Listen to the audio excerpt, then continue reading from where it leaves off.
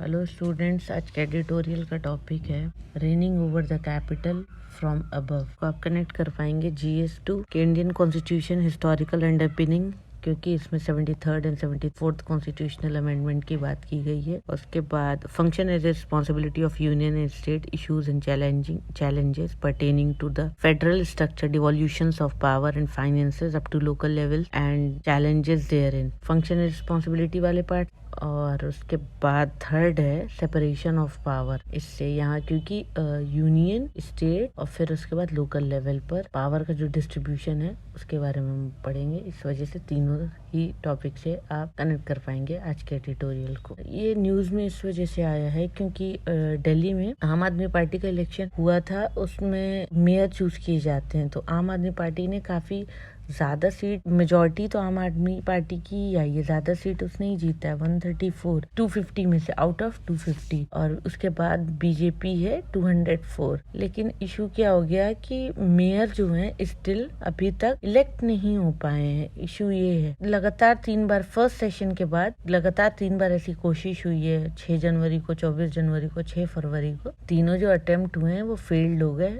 और mayor choose नहीं हो पाए। यूजुअली क्या होता है, फर्स्ट सेशन में ही मेयर चूज हो जाते हैं। अब ये लड़ाई चल रही है बीजेपी और आपके जो लीडर्स हैं उनके बीच में। इसी दरमियान क्या हुआ, रीजन क्या हुआ, जो प्रिसाइडिंग ऑफिसर थे उन्होंने अलाउ कर दिया जो नॉमिनेटेड मेंबर हैं उनको वोट करने के लिए इलेक्शन में मेयर के और डिप्टी मेयर के और standing committee of the corporation के। यूजुअली जो नॉमिनेटिंग मेंबर हैं उनको मेयर, डिप्टी मेयर या और जो कमेटी ऑफ द कॉरपोरेशन इस टाइप के लोग हैं उनको, उनका जो इलेक्शन होता है उसमें राइट नहीं होता है नॉमिनेटेड मेंबर का वोट देने का। लेकिन जो लेफ्टिनेंट गवर्नर हमारे दिल्ली के हैं, उन VK सक्सेना, इन्होंने 10 मेंबर को, जिसको एल्डरमैन कह के रिफर किया जाता है, इन्होंने क्या किया है, फर्स्ट सेशन से पहले ही ऐसे 10 लोगों को नॉमिनेट कर लिया।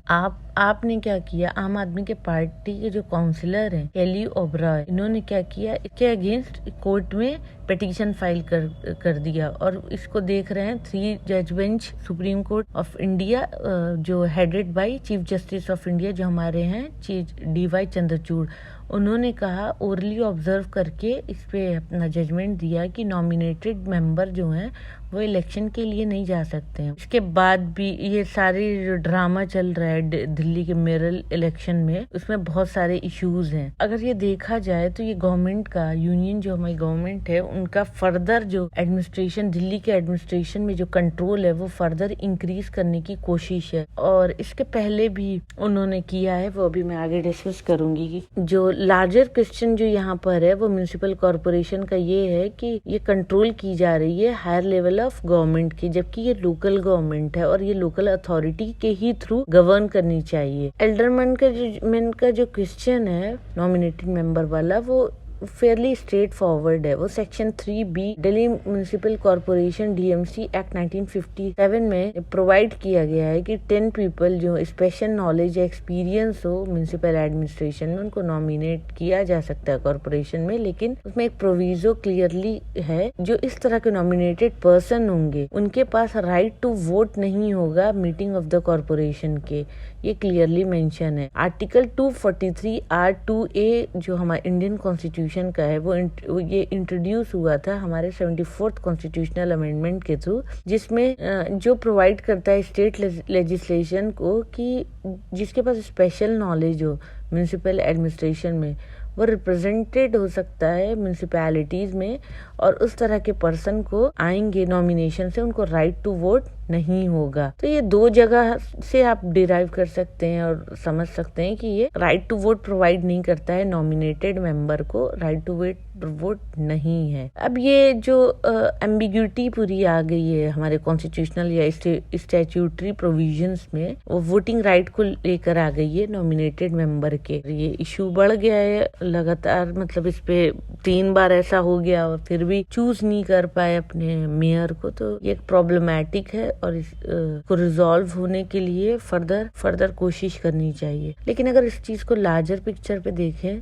तो ये सिर्फ म्यूनिसिपैलिटी की ही बात नहीं है। यूनियन जो गवर्नमेंट है, इन्होंने इसके पहले भी कोशिश किया है अपना दिल्ली के गवर्नेंस पे अपना होल्ड करने का। और ये दिखता है जो इन्होंने पास किया था government of national capital territory of Delhi amendment act 2021, जिसमें इन्होंने पावर दे दी है, ज्यादा पावर एलजी को दे दी है, जो इलेक्टेड गवर्नमेंट नहीं होती, जो कि हमारी डायरेक्टली इलेक्टेड गवर्नमेंट नहीं, जो कि नॉमिनेटेड होती है सेंटर के थ्रू। इन्होंने सरपास किया सुप्रीम कोर्ट के जजमेंट को भी, जहाँ पे सुप्रीम कोर्ट ने भी कहा है कि जो प्राइमेसी दी जाएगी वो इलेक्टेड गवर्नमेंट जो दिल्ली में होगी उनको दी जाएगी। लेकिन इन्होंने उस चीज को भी नलीफाई कर दिया, उस पर भी तवज्जो नहीं दी, उस पर भी फोकस नहीं किया और इन्होंने अपनी बात को ही ऊपर रखी। और इन्होंने इस तरह से क्लैरिफाई कर दिया कि जो गवर्नमेंट है, गवर्नमेंट का मतलब हो गया एलजी, लेफ्टिनेंट गवर्नर। तो ये सारे इश्यूज जो हैं लगातार आते जा रहे हैं कि सेंटर और स्टेट और फिर अब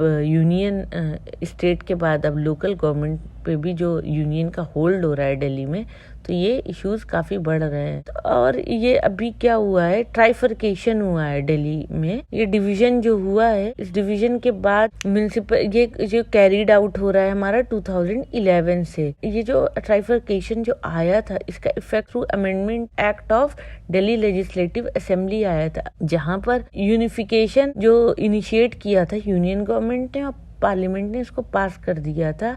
और इन्होंने फिर अंडरकट किया था लेजिस्लेटिव असेंबली की पावर को। लोकल गवर्नमेंट अगर देखते हैं तो लोकल गवर्नमेंट जो है हमारी, वो हमारी लोकल गवर्नमेंट स्टेट सब्जेक्ट होती है, जो हमारे 7th शेड्यूल में मेंशन्ड है। लेकिन यहाँ पर पूरा पावर अभी किसके पास जा रहा है, सेंटर के पास जा रहा है। हम बात करते हैं डिवोल्यूशन ऑफ पावर की फ्रॉम सेंटर टू स्टेट और स्टेट टू लोकल गवर्नमेंट, वो कहीं ना कहीं हैम्पर हो रहा है इससे। अगर हम आर्टिकल 239AA की बात करें कॉन्स्टिट्यूशन के, उसमें ये सारी चीजें प्रोवाइडेड है। लेकिन इन्होंने क्या किया है, अपना यूनिफिकेशन करने के लिए इन सारी चीजों को भी सरपास कर दिया है, इन सारी बातों को भी नहीं मान रहे और ये अपने नॉमिनेटेड मेंबर को ज्यादा पावर देकर अपनी मेजोरिटी बनाकर फिर अपना होल्ड करना चाह रहे हैं लोकल गवर्नमेंट पर भी। अब इस तरह की लोक जैम जो है म्युनिसिपल एडमिनिस्ट्रेशन में एक लार्जर क्वेश्चन प्रोड्यूस कर रहा है सबके सामने। जो अथॉरिटी है वो सिटी में, वो उसको गवर्न कौन करेगा, उसका डिसीजन कौन लेगा, कौन डिसाइड करेगा। ये यूनियन गवर्नमेंट जो इशू है वो यूनियन गवर्नमेंट का सिर्फ कंट्रोल का म्युनिसिपल पे नहीं है, बल्कि दिल्ली स्टेट पर भी है।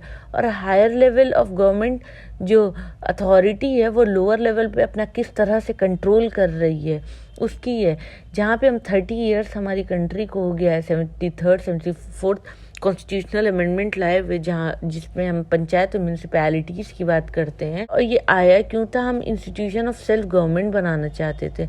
और आज हमारी लोकल गवर्नमेंट जो है वो पूरी तरीके से उसका एडमिनिस्ट्रेटिव कंट्रोल स्टेट गवर्नमेंट के हाथ में है और कहीं कहीं पर यूनियन गवर्नमेंट के हाथ में, जैसे कि अभी दिल्ली उसका एग्जाम्पल बना हुआ है। और बहुत जगहों पे ये इंडिपेंडेंट नहीं है और किसके हाथ में है, ये स्टेट गवर्नमेंट के ही हाथ में है। 74th अमेंडमेंट अगर देखते हैं हम तो वहाँ पे उसमें 18 फंक्शन है म्यूनिसिपल गवर्नमेंट के पास। और लेकिन फिर भी ये लार्जली जो फंक्शंस होते हैं उसको एक्सरसाइज करती है स्टेट गवर्नमेंट और वो कंट्रोल भी करती है। और सारे जो डेवलपमेंट जो उनके अथॉरिटीज हैं वो भी अंडर होती है स्टेट गवर्नमेंट के।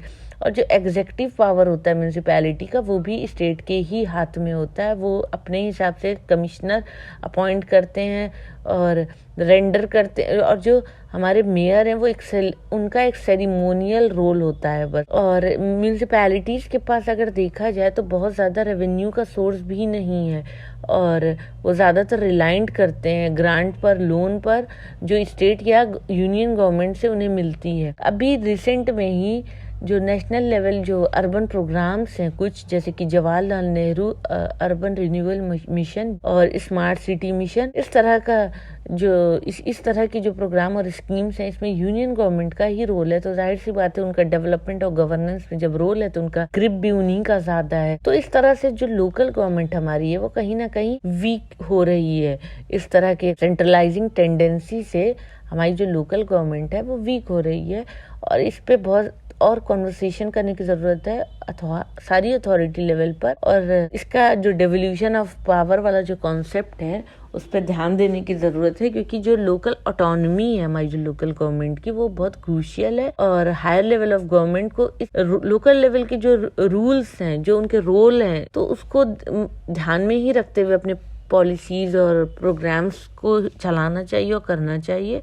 इस तरह से इंश्योर होगा रीजनल कोऑर्डिनेशन और कम हो सकता है इस तरह से स्पेशल जो इनइक्वालिटी है जो, और हम मैनेज कर सकते हैं इकोनॉमिक और इन्वायरमेंटल जो एक्सटर्नैलिटीज़ हैं। अगर एग्जांपल लें, यूनियन और स्टेट गवर्नमेंट क्यों इंटरफेयर करती है लोकल गवर्नेंस में? उनके बहुत सारे ऑब्जेक्टिव होते हैं। कभी कभी उनको क्या होता है, डिजायर होती है पॉलिटिकल और इकोनॉमिक जो पावर हो उसको एक्यूमुलेट करने के लिए, स्पेशली जब इलेक्टोरल टाइम होता है, जब इलेक्शन का टाइम होता है, शॉर्ट टर्म गेन के लिए वो लोकल गवर्नमेंट पे, लोकल गवर्नेंस पे ध्यान देते हैं। तो इन सारी चीज़ों को एक्नॉलेज करने की, अंडरस्टैंड करने की ज़रूरत है कि जो रियल पॉलिटिक है वो हमारा ड्रिवन होता है म्यूनसिपैलिटी, पावर ऑफ म्यूनसिपैलिटीज से, और वहाँ पर हमें इग्नोर नहीं करना चाहिए fundamental values of local democracy जो कि अंडरपिन है हमारी म्यूनसिपल अथॉरिटी में। तो ये है आज का एडिटोरियल जो कि through out devolution of power की बात करता है, जो कि सेंटर से स्टेट और स्टेट से लोकल अथॉरिटी को जो हम पावर देते हैं उसके बारे में है।